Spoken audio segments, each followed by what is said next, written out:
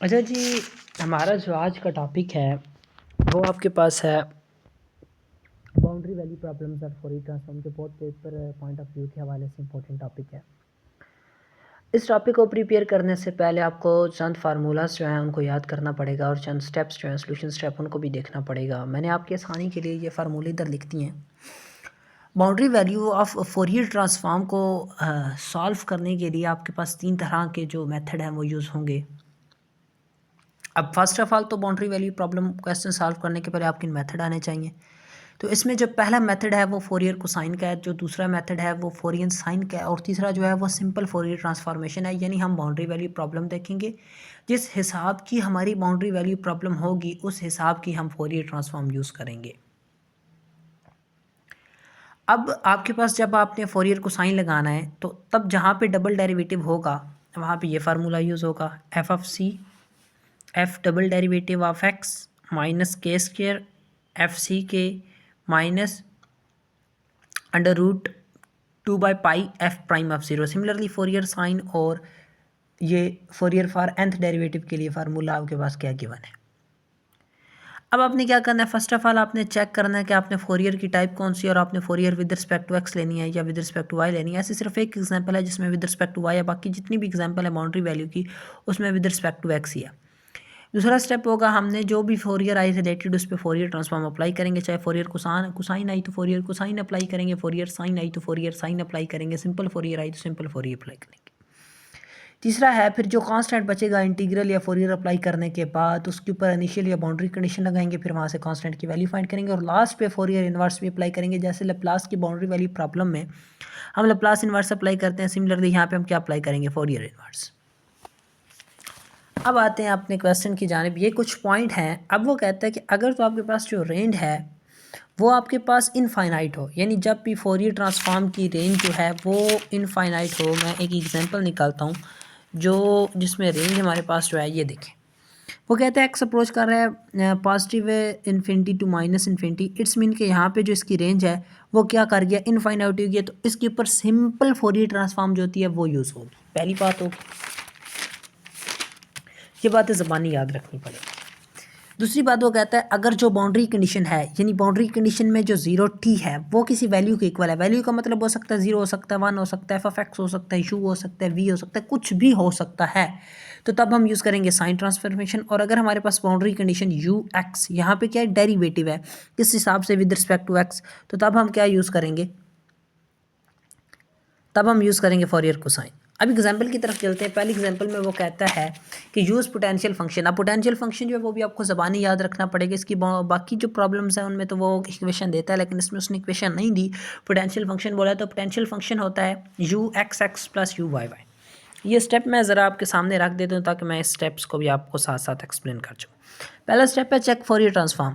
तो देखें हमने वो फोरियर ट्रांसफॉर्म लगानी है जिसमें लिमिट 0 से बड़ी हो, इन्फिनिटी तक जाए, क्योंकि फोरियर में हमारे पास लिमिट 0 से इन्फिनिटी ही रहती है। माइनस इन्फिनिटी से इन्फिनिटी वैसे सिंपल फोरियर में होती है, लेकिन फोरियर साइन या कोसाइन में 0 से इन्फिनिटी रहती है। तो देखें, और हमने ये भी चेक करना है कि किस रिस्पेक्ट से लेनी है। हमने पोटेंशियल फंक्शन बोला, देखें एक्स जो है वो ग्रेटर देन 0 है, लेकिन बाउंडेड है किस पे, बाउंडेड है सी पे, बाउंडेड है नीचे से, बाउंडेड है उधर जो ग्रेटर देन 0 है। लेकिन जो y है वो पूरे का पूरा ग्रेटर देन 0 है और वो कहीं पे भी बाउंडेड नहीं है। अगर y कहीं पे भी बाउंडेड नहीं है और ये हमारे पास दो कंडीशन है, अब कंडीशन भी देखेंगे। अगर तो हमारे पास दोनों कंडीशन एक साथ आ जाती हैं, यानी फोरियर साइन की भी और फोरियर कोसाइन की भी, तो हम फोरियर कोसाइन को प्रेफर करेंगे। ये वही कंडीशन है यू वाई 0t वाली, ये वाली u y 0t is equal to some value then we use Fourier cosine. तो एक्स की जगह पे क्या आ गया, वाई आ गया, और ये इसने एक और बाउंड्री कंडीशन दे दी। अब पोटेंशियल फंक्शन बोला u x x plus u Y Y.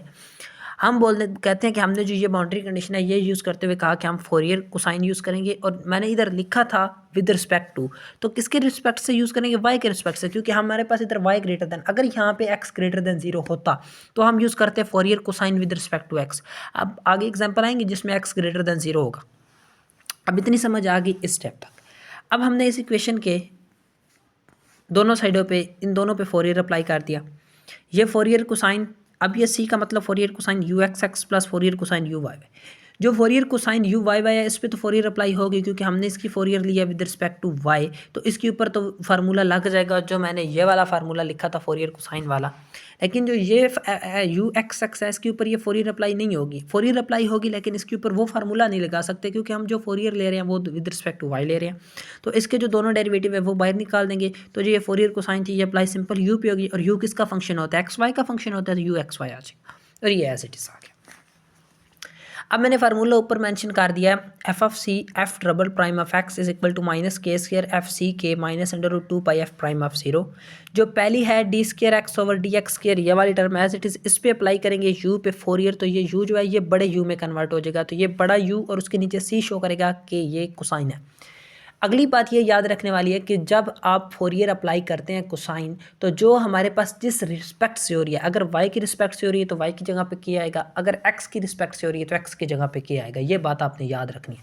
तो ये क्या आ जाएगा, y की जगह पे यहाँ पे एक्स वाई था तो y की जगह पे क्या आ जाएगा, k आ गया प्लस ये प्लस। अब उसके बाद इसके ऊपर फोरियर वाला फार्मूला यूज़ करना है, ये वाला पहले नंबर पे है f double derivative x is equal to minus k square, ये माइनस के स्क्वायर एफ सी के, तो यहाँ पे f की जगह पे क्या है u, तो u पे क्या अप्लाई किया यू सी, और अंदर क्या था y था, यानी मतलब u सिंपल आ जाएगा ना एफ सी के, तो यहाँ पे k की जगह पे क्या आ जाएगा एक्स के, एक्स वाई आना चाहिए, लेकिन क्योंकि मैंने बताया कि y किस में चेंज हो जाएगा k में, जिस रिस्पेक्ट से फोरियर ले रहे हैं वो k में चेंज हो जाएगा, तो ये किस में चेंज हो जाएगा k में। Similarly minus under root 2 f prime of 0, अब इसमें किस रिस्पेक्ट से ले रहे हैं y की रिस्पेक्ट से, तो y की जगह पे क्या आ जाएगा 0 और x as it is u y x 0। अब हमें यहाँ पे पता है कि u वाई एक्स 0 खुद किसके इक्वल है 0 के, तो ये वाली जो पूरी टर्म है ये क्या हो जाएगी 0, पीछे हमारे पास बची D square over d x square minus K square you see x के इज इक्वल टू 0, ये तो 0 होगी। यहाँ से हमने इसकी होमोजीनियस इक्वेशन बना ली, ऑक्सिलरी इक्वेशन बना ली, D square minus K square equal to 0, D square equal आ गया प्लस माइनस के स्केयर, और यू सी के इक्वल आ गया सी वन ई की पावर के एक्स प्लस सी टू ई की पावर माइनस के एक्स। यहाँ तक स्टेप 2 तक आपका हो गया। स्टेप 3 क्या है, फाइंड कॉन्स्टेंट। हमें क्या फाइंड करना है सी वन और सी टू, और ये जो यू है ये u बड़ा है, जो ये u हैं जो कंडीशंस में गिवन है वो छोटे हैं। जहाँ पे भी छोटे u को बड़ा u बनाना है, छोटे x को बड़ा x बनाना है, तो उस पर फोरियर अप्लाई करेंगे। अगर बड़े को छोटा बनाना है तो उसके ऊपर फोरियर इन्वर्स अप्लाई करेंगे। ये बात भी याद रखनी पड़ेगी। अब इसके ऊपर हम अप्लाई करेंगे अपनी, हम कहते हैं बाउंड्री कंडीशन। पहली कंडीशन लगा u y 0 is equal to 0, यहाँ पे इसके ऊपर फोरियर को साइन अप्लाई की यू 0, तो ये छोटा यू जो है बड़े यू में चेंज होगा, नीचे सी, और मैंने बताया था जहाँ पे भी अप्लाई होगा तो वाई किस में चेंज हो जाएगा के में, और यहाँ से ये एज इट इज़ 0। अब ये वाली कंडीशन जो है वो इसमें पुट करें, यू सी एक्स की जगह पर क्या पुट करेंगे 0 और इधर के, तो यू सी 0 के इक्वल आ जाएगा, मैंने आगे पुट की हुई यू सी 0 के इक्वल आ जाएगा इधर x की जगह पे 0 पुट करेंगे, इधर भी x की जगह पे c1 प्लस c2, तो यहाँ से अगर हम वैल्यू फाइंड करें, जब यहाँ पे u c 0 के पुट किया c1 c2, तो ये खुद किसके इक्वल था, खुद 0 के इक्वल था, c1 इक्वल आ गया माइनस c2। सिमिलरली जो कंडीशन थी u x c y is equal to f y, इसके ऊपर भी फोरियर अप्लाई करेंगे, फोरियर को साइन अप्लाई करेंगे। तो जब इसके ऊपर अप्लाई करेंगे जो छोटा यू एक्स है वो बड़े यू सी में चेंज हो जाएगा, यहाँ पे जो वाई था वो के में चेंज हो जाएगा, और जो इधर एफ ऑफ एक्स था इसके ऊपर जब ये सी अप्लाई हुई तो ये हमारे पास